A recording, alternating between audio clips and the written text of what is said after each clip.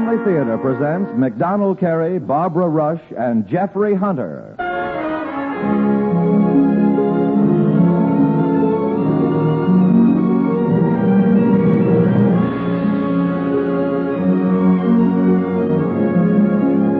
From Hollywood, the Mutual Network, in cooperation with Family Theater, presents The Pitchfork Experiment, starring MacDonald Carey, Jeffrey Hunter, and Barbara Rush.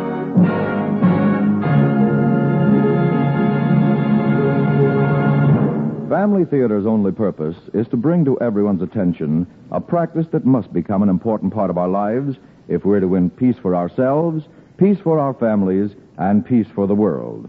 Family Theater urges you to pray. Pray together as a family.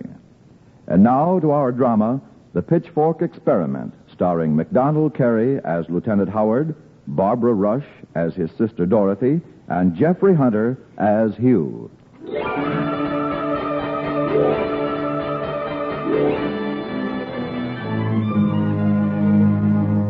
The story I'm about to tell you is substantially true, but because some of the people concerned with the Pitchfork Experiment are still alive, and because dragging them through the mess again would serve no good purpose, I'll keep the names of people and places fictitious, if you don't mind. What was the Pitchfork Experiment? Well, it was one of the most humiliating experiences I've ever had, and certainly the most humiliating defeat ever suffered by the United States Army. I remember the day it all started. It was the day I was promoted from second to first lieutenant and given my special orders.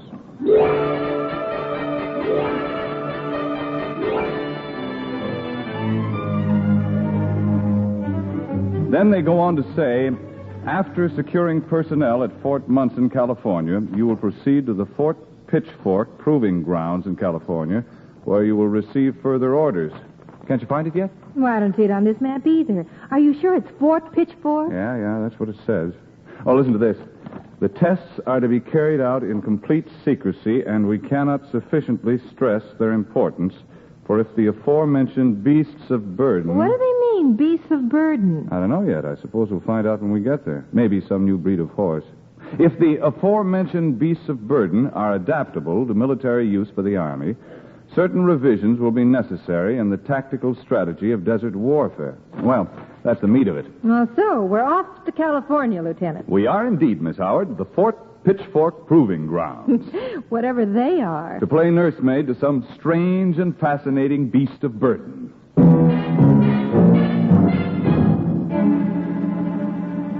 When my sister and I arrived at Fort Munson, I reported to the commanding officer, and it was then that I got two great shocks. Camels, sir. That's what it's all about, camels. 50 of them in the special stockade outside the fort. Camels? That's right, Lieutenant, camels. Foolishness. That's what it is. All of California's laughing over this fiasco. Well, sir, I thought it was supposed to be a secret operation. I'd like to see you try to keep a herd of 50 camels a secret, Lieutenant. You can smell them for 20 miles. Another thing. I'm not going to send any men from this understaffed installation to take part in such a program. What do you think of that? What can I think, sir? How's that? Well, I'm a lieutenant, sir, and you're a brigadier general. No, I'm taking an unfair advantage. Is that what you're trying to say? Trying to keep you from following your order, huh? Well, sir... Well, as a matter of fact, you're right. Tell you what I'll do. You can take all the volunteers you can get. But I'll tell you this. When the men find out it's camels, and what's just as bad, when they find out they have to go to some forsaken place, Fort Pitchfork? Yes. You could expect darn few volunteers. Camels. Some smart-aleck government buyer's got himself stuck with a boatload of them and passing the buck on to us, that's what. Why, I'd say tell them to get themselves another boy, and then put in my bid for the Navy before I'd take a detail like that. What we need in the Army, Lieutenant, is...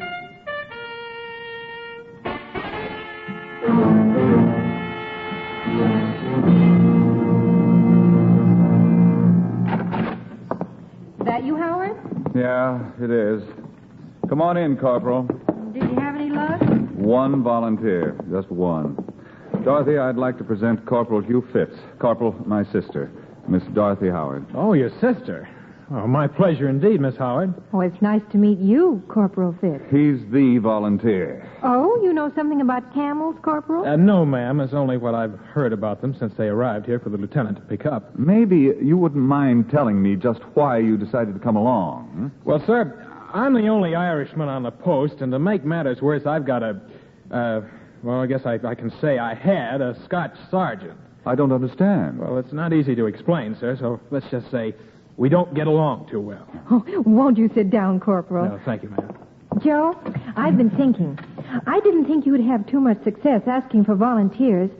Well, so I thought... Yeah?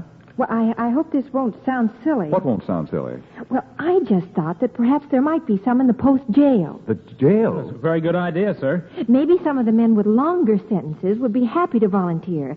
And then if you talk to the general again... No, I can't consider it. Oh, but, sir, there aren't any hardened criminals in the jail right now. There isn't any other way. No. Well, the general... But I can't expect any favors from him. Sir, well, if your sister was to be there to kind of give you a little support, I don't see how the general could refuse. Well, you know, that's a good point. Corporal, I think you've got a pretty good head on your shoulders.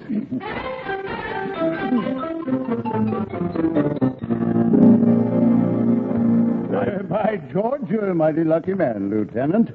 I think if I'd seen your delightful sister, I might have volunteered for your expedition myself. Oh, it's very kind of you to say that, General. Oh, nothing. Nothing at all. But it seems a little strange to me that you should inflict the hardships of desert life, Lieutenant, on Miss Howard. Well, there was really no choice, sir. My orders stated I might take my family. And Joe and I are the only ones left, and it's all right, General. Well, let us hope so. You may take the keys, Corporal. Yes. Yeah, I'll let you carry on by yourself. Thank you for your help, General. Well, I wish I could do more. I'm sure you do, General.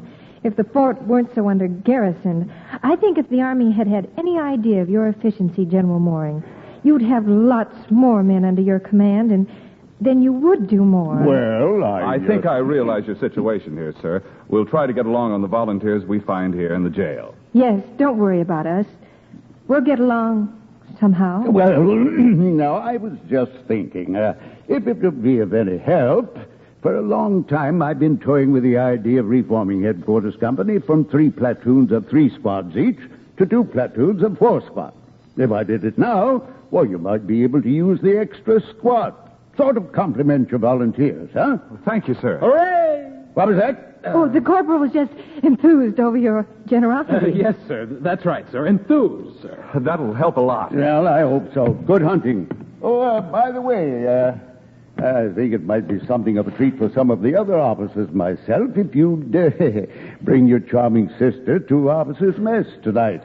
Yes, sir. Oh, I'd be more than delighted, General. Oh, fine. We mess at, that is to say, we dine at 7. We'll be there. Splendid.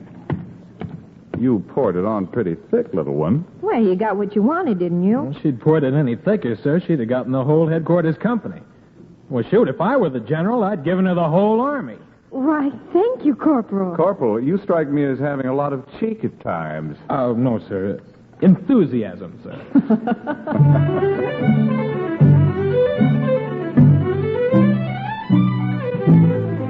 We picked up quite a few men in the jail, and as the corporal had told me, most of them were in for minor offenses, all except 2. And those 2 turned out to be the best men of the whole lot. These are the last ones, sir. I don't think you'll have any trouble with them. They're both up for court-martial. What are they in for? Well, now, what are you asking him for? Why don't you ask us? Howdy, Fitz. How you doing, Tex? What's the matter with that Indian? Is the poor man sick? Oh, Fierce Eagle? No, ma'am. He's singing. Hey, Fierce Eagle, that's enough. Oh, drunk, huh? Well, no, Lieutenant. That is not the way he sees it. What's this about a court-martial? Well, now, you see, sir, the Eagle and me, we broke into the medical shack. That's why we're here. Broke into the medical shack? Yes, It was a Saturday night, and we were confined to quarters. Unjustly, too, now wasn't it, Fitz? That's right, sir. Well, so we broke into the medical shack. I don't understand. Medicinal brandy, sir. Yeah, we were both a little sick. Oh, I see. So you see, Fierce Eagle, he's not drunk. He's just thoroughly medicated. That's enough, Eagle! Does he get medicated often? Oh, no, ma'am. And at one time, he was one of the finest Indian scouts in the Army. Was one, you say? Yes, sir, but, well, now that this country's all been scouted, leaves him with nothing to do. Oh, he's a good man, sir, though. It's a shame to waste him. Maybe he won't be wasted. Does he know where Fort Pitchfork could be? Well, of course he does. What do you think, Joe? Well, he's really a good man, sir. Oh, then we'll take him. And Tex here is one of the best men with livestock in the Army, aren't you, Tex? Well, now, no cattle, a little. Well, looks like we've got a couple more first-class volunteers. That's fine. Let's hope you can apply what you know about cattle to our herd of camels. Camels? Something wrong? No, that's enough, Eagle. Sir, do you mean that I got to be working with those camels in the outer stockade? Not for long. Was something wrong with working with camels? Certainly it's better than a summary court-martial. Sir, I was a part of the detail that herded them in there. I think I'll take the court-martial. And if it's all right with you, I'll just close this here door. Mr. Tex, open the door. You're being ridiculous. It can't be that bad. Tex, now listen, think of Eagle. If you stay in here, he'll stay too. What about him? Do you want him to get court-martialed too? This is the only way out. Fierce Eagle's never seen those camels, Fitz, but I don't think he'd thank me. That Indian's the only one we've run into that might know where Pitchfork is. How about it, Tex? Won't you come along with us? You going too, ma'am? She is. And from the looks of things, she's got more spunk than you have. Well, now, supposing I do go along and it doesn't work out. I mean, after a couple of days, I can't take them anymore. Well, then what? I'll give you permission to come back here. To the fort? To the jail. Oh. If you stay with us, you get a full pardon. Well, all right. Get up, Fierce Eagle. We're volunteering for battle.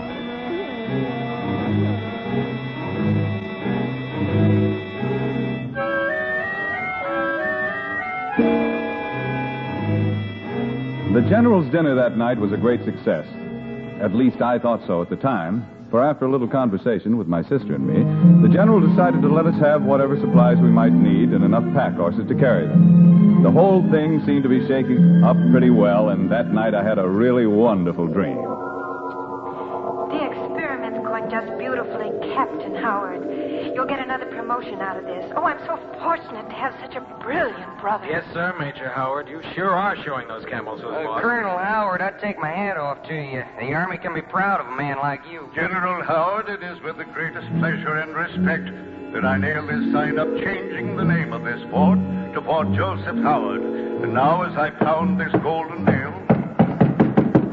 Lieutenant Howard, open up. What's that? Oh, sir, the pack horses have stampeded, sir. They're all over the landscape. Oh, no.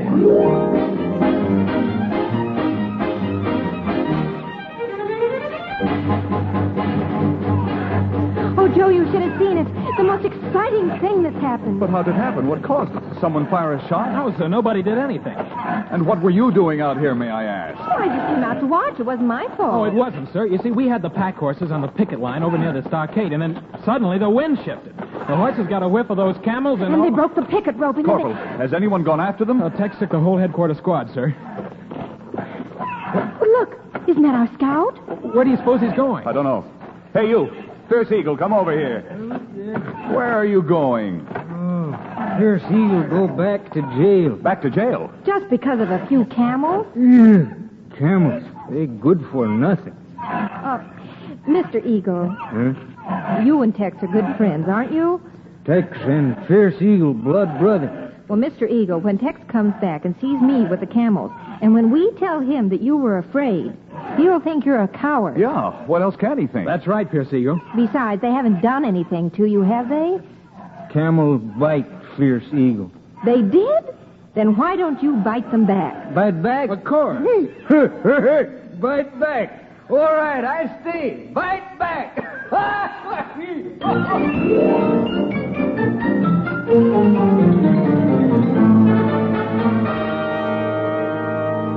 We reached Fort Pitchfork, which turned out to be 15 miles away in the brisk time of 2.5 days. The journey was largely without incident. One camel did lose the better part of an ear as the result of a snapping engagement with our Indian scout. But as I learned after a month at our new fort, that kind of incident was much too small to rate official notice. Much too small.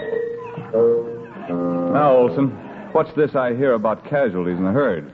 Well, sir, it's like I've told you, sir. These beasts just don't seem to have enough sense to look out for woodchuck holes, and they keep stepping in them, sir. I see. And when they do that, sir, they seem to break either their legs or the hole. In most cases, their legs, sir. So far, we've had to shoot 3 of them to put the poor things out of their misery. Of course, it wasn't as if you were willfully destroying Army property. Oh, no, sir. Good morning, Joe, and good morning, Private Olson. Morning, ma'am. Dot, would you take down some of these reports for our headquarters dispatch? Of course. And well, let me sit down. Can I have a pencil? Yeah. Private Olson tells me they've had to shoot 3 camels, casualties, broken leg. That's right. Well, that'll be all, Olson. Yes, sir. And Olson, tell Sergeant Fitz I'd like to see him. Oh, you'll be seeing him in an hour anyway. I've invited him for lunch. Again? Well, you promoted him to sergeant. Well, I thought you liked him. Well, but if you'd rather... No, it's all right. Never mind, Private. See if you can find Tex and send him over. Yes, sir. Well, looks as though there's one member of this company I haven't been getting reports on. Oh, you mean about Hugh? Is Sergeant Fitz? Naturally. Well, there's nothing to report. I simply think, I think he's charming, that's all. And apparently he feels the same about you, hmm? Well, why? Is there something wrong with him? Well, Private Jones reporting, sir. Oh, yeah. Come in here, Tex. I'm sending in a dispatch this morning. Do you have anything to report? Yes, sir, I sure have. Here, take a look at this here. Well, it looks like a weed. Yeah. Oh, wait a minute. I've seen this weed before, I believe. I should remember this from my botany. From your what, ma'am? Isn't this called Astragalus mellissimus? Well, now, I don't know what they call it in the East, ma'am, but out here we calls it loco weed. That's right. It's supposed to drive cattle crazy. Local weed. That's all we need. It's all we got, sir. How's that? We're all out of the other types of feed for them camels, sir. Unless we can use this, we might just as well hit back for the fort. Local weed. Well, we tried. Look, Tex, isn't there anything we can do? Well, I seem to remember that cattle have to drink water in the same 24-hour period for this local weed, as you call it, to take effect. Oh, yes, sir, that's true. Well, we only have to water the camels every 3 days. Or every 5 days. Or every 10, sir. Tex, a camel can only go 9 days without water. Yes, sir, that's what I mean, sir. Well, we'll give it a try, Tex. Have the watering troughs removed from the corrals and have Sergeant Fitz set up a schedule of feedings and waterings. I'll talk to him about it at lunch. You're taking a mighty big chance, Lieutenant. We've got to take it, Tex. We've just got to take it.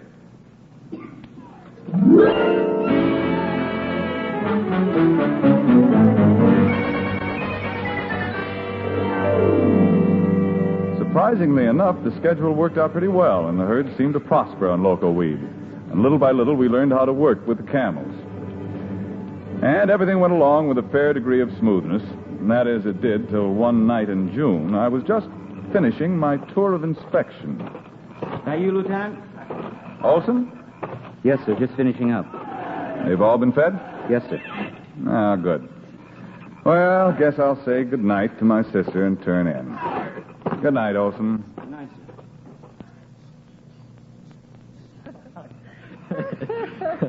And so that's why I quit my law practice. No excitement. Well, if you were a successful lawyer before, why couldn't you be as successful at it again? Well, maybe I would be if I had some real incentive. Real incentive, Hugh? Well, what would you think would be real incentive? Well, Dorothy, if I had a girl like you to work for, then I'd... Yes, Hugh? Well, what I'm trying to say is that... Yes, Hugh? Who's out there? Is that you, Joe? Just finished up the inspection for the evening. Oh, hello, Sergeant Fitz. Finished with your work? Yes, sir, I am. Are you sure there isn't something you could go back and inspect, Joe? No. All finished. Just want to sit here and enjoy the evening. Lieutenant, come quick, sir. It's terrible, sir. Just terrible. What's terrible? What are you talking about? You'd better sit down, Private Olson. I couldn't, ma'am. There's been a terrible accident. What happened? Fierce Eagle, sir. A camel had at him. You'd better come quick, sir. We took him to the medical shack.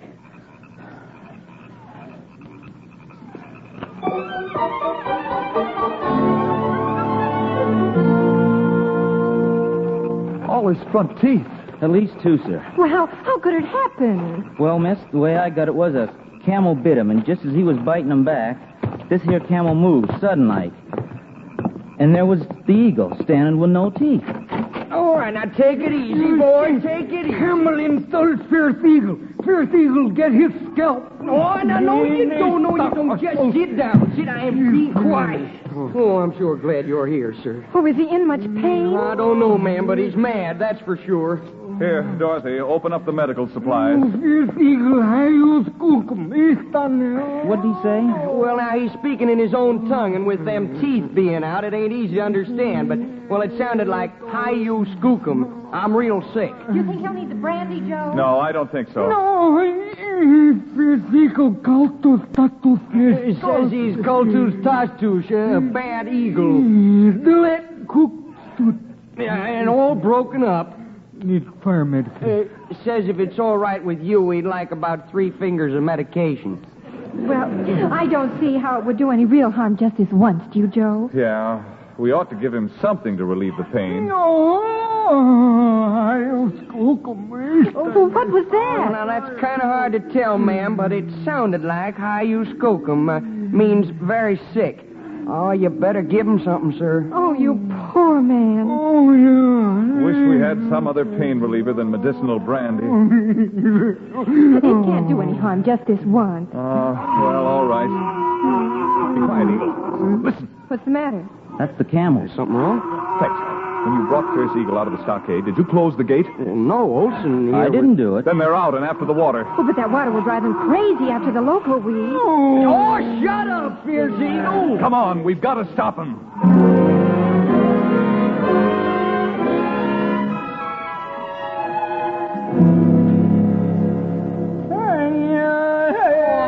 Cut it out, Fierce Eagle. You'd better go along with the rest and see how much we can salvage, Tex. Yes, sir. I'm sorry about everything, Lieutenant. I mean, we hated them camels, It's but... all right, Tex. Now, there ought to be something that we can do. I'm afraid not. Well, maybe there is. The Eagle and I'll think about it. Come on, Eagle. I said come on. You're all well. Now, come on, Big Indian. Here, I'll help you. Fierce Eagle, plenty medicated. I suppose we'll be going back in the morning. Yeah. Well, I'm going to bed. Bed? And I'm going to have pleasant dreams, not even think about camels or Fort Pitchfork or anything else. I'm just going to stay in bed till it's time to leave in the morning.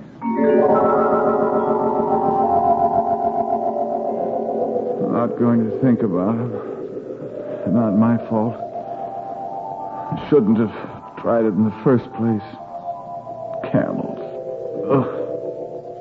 Sure am sorry about it, Lieutenant. Sure am sorry. Too bad, Sergeant Howard. Could have happened to anyone. Don't you worry about it, Joe. At least you're still corporal, and there'll be other camels. Oh, no. This must be a nightmare. Oh, no, Private Howard. A night camel, maybe, but not a nightmare. Well, if it isn't old Crazy Camel Howard. Trying to get back in the Army, Crazy Camel? Not a chance. Oh, but, sir... You're a failure, Crazy Camel. Only one thing left for you. Take my advice. Go off and be a panhandler. A panhandler? But I don't want to be a panhandler. What did you say, sir? Oh, Sergeant Fitz. Anything wrong, Lieutenant? Lieutenant, you did say lieutenant. Yes, I did, sir. Anything wrong? No, just a night camel. Sir? Nightmare. Bad dream. Did you want to see me about something? The pack horses are about ready to go, sir. Oh, good. And one other thing, sir. I can't find Tex and Fierce Eagle. We've looked everywhere. Looks like they left before daybreak. You don't want me to put them on report yet, do you, Lieutenant? No, not yet. We'll wait till the last minute. They may show up before we report in. Something may happen.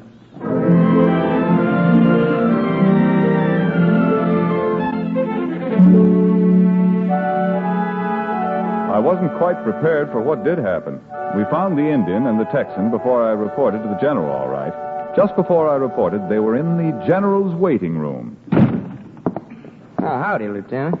What are you two doing here? Well, I just thought we'd lay a little groundwork for you. What's the matter with him now? Oh, the Eagle? Just morning after. Don't worry about it, sir. Oh. Now, here, you better go on in there. I think... Orderly has... Oh, there you are, Howard. By George, I'm glad to see you. You are, sir? Oh, clever trick, Lieutenant. We won't have to be worrying about those camels anymore, huh? Loco weed and water. You ought to be, General. You think I did it on purpose? Now, you don't have to pretend with the General, Lieutenant. Pretend? All the things that would have happened if the Pitchfork experiment had been successful. But, sir, I tried. To make it look accidental, sir, that's what he did. Yes, sir. Thanks to you, I think that's just about the end of the United States Camel Corps.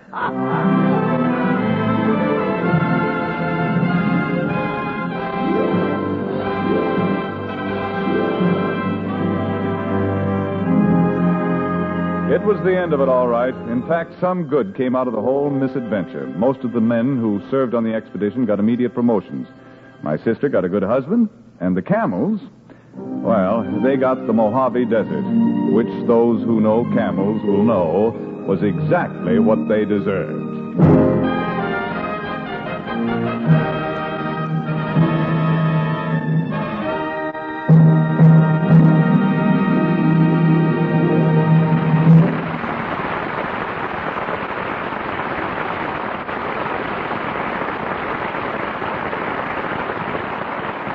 And now, once again, here is MacDonald Carey. Thanks, Tony. Barbara, Jeff, I certainly enjoyed working with you two. Well, thank you, Mac. We enjoyed working with you, Mac. Say, I hear the Hunters are expecting a blessed event. Yes, we are. We think it's wonderful. Yeah, it sure is. Makes a fella feel pretty important. I understand a lot of responsibility goes with parenthood, Jeff. Well, I know. And there's one thing that I've been giving a lot of thought. You can call it a theory if you'd like. Well, I'd like to hear it. Well, I feel that there are certain things that parents are obliged to teach their children. You can call them skills of self-preservation. Skills of self-preservation. What do you mean, Jeff? Well, I mean that children should be taught as early as possible how to protect themselves. Like how to swim, how to behave in traffic, how to find their way out of wooded areas. How to pray? Well, I don't think we'll have to make a point of teaching that, Mac. No? Oh, environment will take care of that. We believe in family prayer, and we do our praying together and make prayer as much a part of life as the evening meal. You know, Mac, family prayer is a powerful thing. It brings God right into the family. It makes him an active member, and with God in the family, how can you miss? You have quite a family yourself, haven't you, Mac? Mm-hmm. 6. 6? Yeah, my wife and I, Lynn, Lisa, Stevens, and God. That makes 6. Oh, you sound like a family prayer man yourself, Mac. I am. There's another aspect of family prayer you haven't mentioned, Jeff. It falls right in with your theory, too, because it preserves the unity of the family. You've heard it, I'm sure. The family that prays together stays together. More things are wrought by prayer than this world dreams of.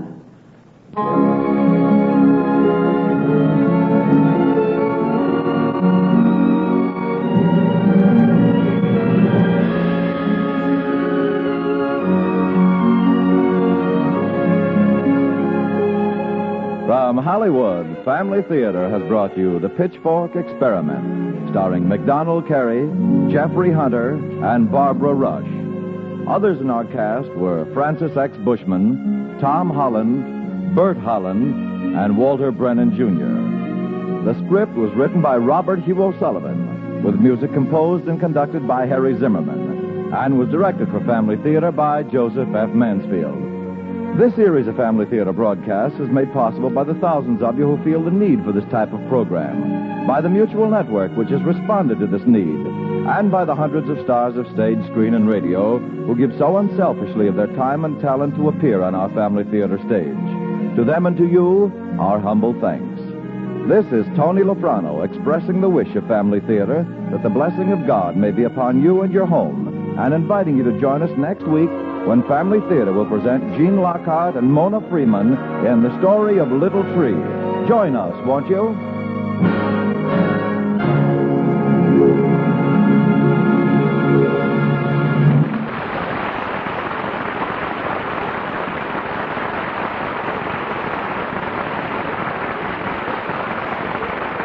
Family Theater is broadcast throughout the world and originates in the Hollywood studios of the world's largest network. This is the Mutual Broadcasting System.